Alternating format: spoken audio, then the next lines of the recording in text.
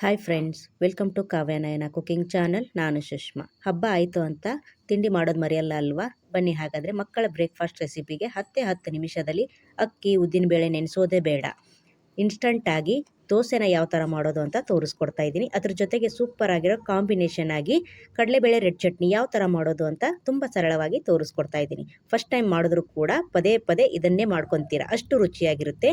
ಹೇಗೆ ಮಾಡೋದು ಅಂತ ನೋಡೋಣ ಬನ್ನಿ. ಮಿಕ್ಸಿಂಗ್ ಜಾರ್ನ ತಗೊಂಡಿದ್ದೀನಿ. 1 ಕಪ್ ಆಗುವಷ್ಟು ಉಪ್ಪಿಟ್ಟು ರವೆನ ಸೇರಿಸ್ಕೊತಾ ಇದ್ದೀನಿ. ಚಿರೋಟಿ ರವೆ ಬರುತ್ತಲ್ಲ ಅದನ್ನ ಸೇರಿಸ್ಕೊತಾ ಇದ್ದೀನಿ. ಹಾಗೆ ಇಲ್ಲಿ ಅದೇ ಕಪ್ ಅಳತೆಯಲ್ಲೇನೆ ಅರ್ಧ ಕಪ್ ಆಗುವಷ್ಟು ಅವಲಕ್ಕಿನ ಸೇರಿಸ್ಕೊತಾ ಇದ್ದೀನಿ. ಇದು ಕೂಡ ಅಷ್ಟೇ, ಬೆಳಗ್ಗೆ ತಿಂಡಿಗೆಲ್ಲ ಮಾಡ್ತೀವಲ್ವಾ, ಅದೇ ಅವಲಕ್ಕಿನ ನಾನು ಚೆನ್ನಾಗಿ ಕಾಟನ್ ಬಟ್ಟೆಯಲ್ಲಿ ಒರೆಸಿ ಹಾಕೊಂಡಿದ್ದೀನಿ.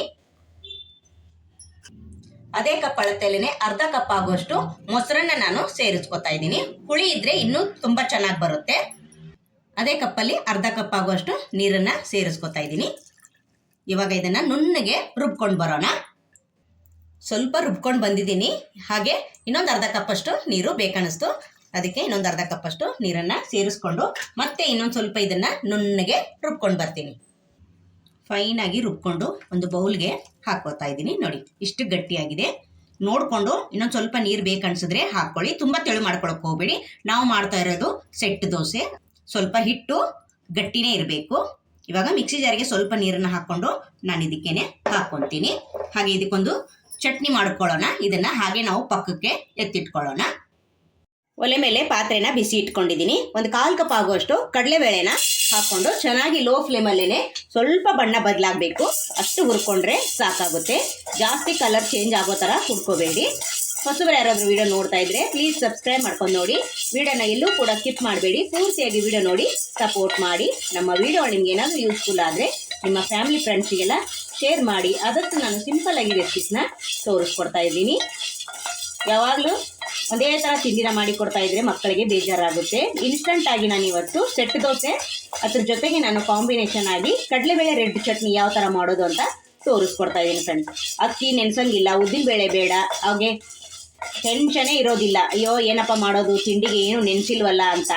ದಿಢೀರನೆ ಒಂದು 10 ನಿಮಿಷದಲ್ಲಿ ನಾವು ಈ ಚಟ್ನಿ ಹಾಗೆ ದೋಸೆನ ಮಾಡ್ಕೋಬಹುದು. ಮಕ್ಕಳಿಗೆ ಲಂಚ್ ಬಾಕ್ಸಲ್ಲಿ ಈ ಥರ ದಿಢೀರನೆ ಮಾಡಿಕೊಟ್ರೆ ತುಂಬ ಇಷ್ಟ ಆಗುತ್ತೆ. ಹಾಗೆ ಸಾಫ್ಟಾಗಿ ಕೂಡ ಇರುತ್ತೆ. ಎಷ್ಟೊತ್ತಿಟ್ಟರು ಕೂಡ ದೋಸೆ ಸಾಫ್ಟಾಗೇ ಇರುತ್ತೆ ಫ್ರೆಂಡ್ಸ್. ಅಷ್ಟು ರುಚಿಯಾಗಿ ಈ ಬ್ರೇಕ್ಫಾಸ್ಟು ಎಲ್ರಿಗೂ ಇಷ್ಟ ಆಗುತ್ತೆ ಫ್ರೆಂಡ್ಸ್. ನೀವು ಒಂದು ಸಲ ಟ್ರೈ ಮಾಡಿದ್ರೆ ಮತ್ತೆ ಮತ್ತೆ ಮಾಡ್ಕೊತೀರಾ. ಈಗ ಚೆನ್ನಾಗಿ ನಾವು ಕಡಲೆಬೇಳೆನ ಹುರ್ಕೊಳ್ಳೋಣ. ನೋಡಿ, ಇಷ್ಟು ಹುರಿದ್ರೆ ಸಾಕು. ಇವಾಗ ಒಲೆನ ಆಫ್ ಮಾಡ್ಕೊಂಡಿದ್ದೀನಿ. ತಣ್ಣಗಾಗೋದಕ್ಕೆ ಬಿಡೋಣ, ಫುಲ್ಲು ತಣ್ಣಗಾಗಲಿ. ಮಿಕ್ಸಿ ಜಾರನ್ನ ತಗೊಂಡಿದ್ದೀನಿ. ಹುರಿದಿಟ್ಕೊಂಡಿರೋ ಕಡಲೆಬೇಳೆನ ಹಾಕೋತಾ ಇದ್ದೀನಿ. ಹಾಗೆ ಇಲ್ಲಿ ಒಂದು ಅರ್ಧ ಸ್ಪೂನ್ ಆಗುವಷ್ಟು ಜೀರಿಗೆನ ಸೇರಿಸ್ಕೊಳ್ಳೋಣ. ಹಾಗೆ ಖಾರಕ್ಕೆ ನೀವು ಒಣ ಮೆಣಸಿನ್ಕಾಯಿ ಎಷ್ಟು ಬೇಕೋ ನೋಡಿಕೊಂಡು ಸೇರಿಸ್ಕೊಳ್ಳಿ. ನಾನು ಖಾರ ಮೆಣಸಿನ್ಕಾಯಿ 2 ಸೇರಿಸ್ಕೊತಾ ಇದ್ದೀನಿ. ಹಾಗೆ ಒಂದು ಬ್ಯಾಡಿಗೆ ಒಂದು 3 ಸೇರಿಸ್ಕೊತಾ ಇದ್ದೀನಿ. ನೀವು ಬೇಕಂದ್ರೆ ಬರೀ ಬ್ಯಾಡಿಗೆ ಕೂಡ ಸೇರಿಸ್ಕೋಬಹುದು. ಹಾಗೆ ಇಲ್ಲಿ ಸ್ವಲ್ಪ ಹುಣಸೆ ಹಣ್ಣನ್ನು ಕೂಡ ಸೇರಿಸ್ಕೊತಾ ಇದ್ದೀನಿ. ಹಾಗೆ 1 ಗೆಡ್ಡೆ ಬೆಳ್ಳುಳ್ಳಿನ ಸೇರಿಸ್ಕೊತಾ ಇದ್ದೀನಿ. ಹಾಗೆ 1 ಟೇಬಲ್ ಸ್ಪೂನ್ ಅಷ್ಟು ಕಡಲೆಪಪ್ಪನ್ನು ಕೂಡ ಸೇರಿಸ್ಕೊತಾ ಇದ್ದೀನಿ. ಹಾಗೆ ಸ್ವಲ್ಪ ಕರಿಬೇವು ಕೂಡ ಹಾಕೋತಾ ಇದ್ದೀನಿ. ಹಾಗೆ ಕೊತ್ತಂಬರಿ ಸೊಪ್ಪು, ಒಂದು 1/4 ಕಪ್ ಅಷ್ಟು ನಾನು ಹಸಿ ಕೊಬ್ಬರಿನ ಸೇರಿಸ್ಕೊತಾ ಇದ್ದೀನಿ. ಇವಾಗ ರುಬ್ಬೋದಕ್ಕೆ ಎಷ್ಟು ಬೇಕೋ ನೀರನ್ನ ಸೇರಿಸ್ಕೊಂಡು ನುಣ್ಣಗೆ ಚಟ್ನಿನ ರುಬ್ಕೊಂಬರೋಣ. ನೋಡಿ, ಕಡಲೆಬೇಳೆ ರೆಡ್ ಚಟ್ನಿ ರೆಡಿ ಆಯಿತು ಫ್ರೆಂಡ್ಸ್. ನೋಡಿ, ಈ ಥರ ಫೈನ್ ಆಗಿ ರುಬ್ಕೊಂಡಿದ್ದೀನಿ. ಒಂದು ಬೌಲ್ಗೆ ಎತ್ತಿಟ್ಕೊತಾ ಇದ್ದೀನಿ. ಸಿಂಪಲ್ ಆಗಿ ಒಂದು ಒಗ್ಗರಣೆ ಕೂಡ ಮಾಡ್ಕೊಂಡ್ಬಿಡೋಣ.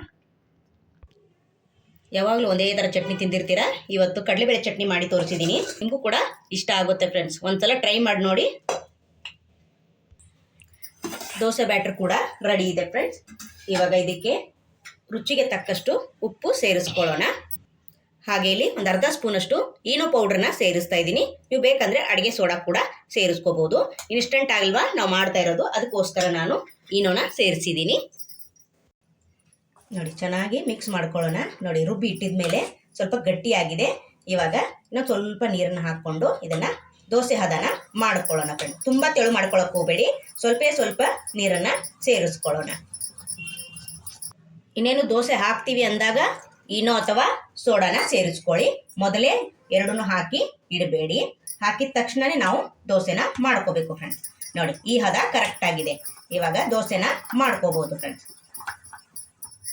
ಸೆಟ್ ದೋಸೆ ಕೂಡ ಮಾಡ್ಕೋಬಹುದು, ಇಲ್ಲ ಇನ್ನು ನಿಮಗೆ ತೆಳು ಬೇಕಂದ್ರೆ ತೆಳು ಕೂಡ ಮಾಡ್ಕೋಬಹುದು ಫ್ರೆಂಡ್ಸ್. ಇನ್ಸ್ಟಂಟ್ ಆಗಿ ತೋರಿಸ್ಕೊಟ್ಟಿದ್ದೀನಿ, ನೀವು ಒಂದ್ಸಲ ಮಾಡಿ ನೋಡಿ, ತುಂಬ ಅಂದರೆ ತುಂಬ ಇಷ್ಟ ಆಗುತ್ತೆ ಫ್ರೆಂಡ್ಸ್. ಇವಾಗ ದೋಸೆನ ಹಾಕ್ಕೊಳ್ಳೋಣ ಬನ್ನಿ.